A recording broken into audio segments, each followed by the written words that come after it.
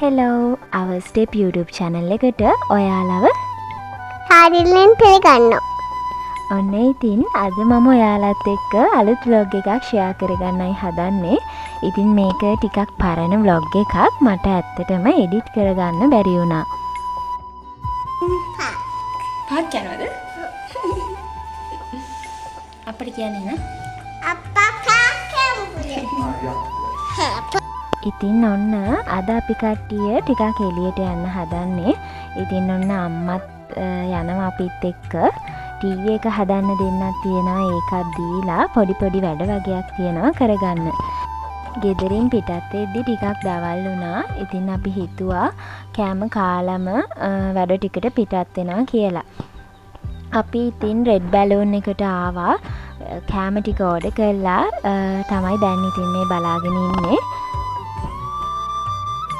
ඉතින් අපි රෙඩ් බැලූන් එකේ සෙට් මෙනු එකකින් තමයි ඕඩර් කරේ.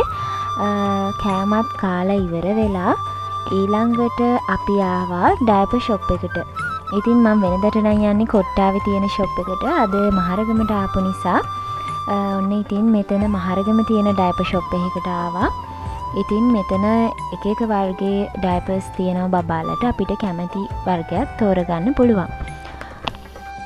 ඒ ටිකත් අරගෙන අපි දැන් පිටත් වෙන්නේ මේ නුගේගොඩ පැත්තට යන්න. ඉතින් නුගේගොඩ නිරෝමියකට තමයි දැන් අපි ඇවිල්ලා තියෙන්නේ. ඇත්තටම මම මෙතනට ආවේ ගොඩ කාලෙකින් එන්නම බැරි වුණා.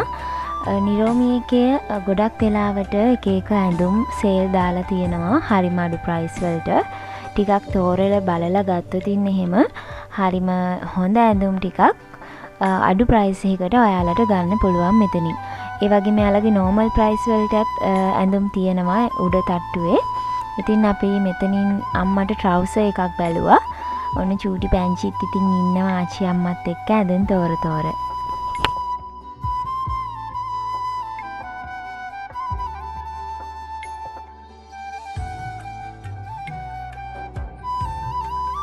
ඔන්න ඉතින් චූටි පැංචි උස්සගෙන තමයි යන්නේ. මොකද මේ දවස්වල කඩවල් වලට ගියාම ආපහු එළියට ගන්න එක නම් හරිම අමාරු වැඩක්. ඊට පස්සේ අපි ආවා මහරගම පමුණුවට. අම්මට ඉන්දිකටු ඒ වගේ දේවල් ටිකක් ගන්න ඕන වෙලා තිබුණා. ඉතින් ඔයාලා හැමෝම දන්නවනේ පමුණුවේ ගොඩක් රෙදි වලට අවශ්‍ය දේවල් ඔක්කොම අඩුවට ගන්න පුළුවන් කියලා. ඒ බඩු ටිකත් අරගෙන මෙන්න මෙතනින් බෙඩ්ෂීට් බැලුවා මම. ඉතින් මෙන්න මේ කොළ පාට මල් වැටිච්ච බෙඩ්ෂීට් එක මම ගත්තා. ඒකට මට ඇත්තටම හරිම ආස හිතුණා.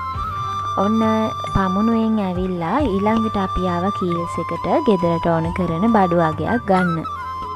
ඔන්න ඉතින් අද පුංචිම පුංචි ඩේ vlog එක මේ විදියට තමයි ඉවරුනේ.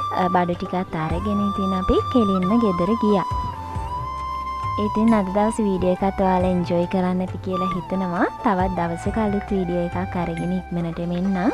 එතකන් හැමෝම සතුටින් පරිස්සමින් ඉන්න. හැමෝටම ආදිලේ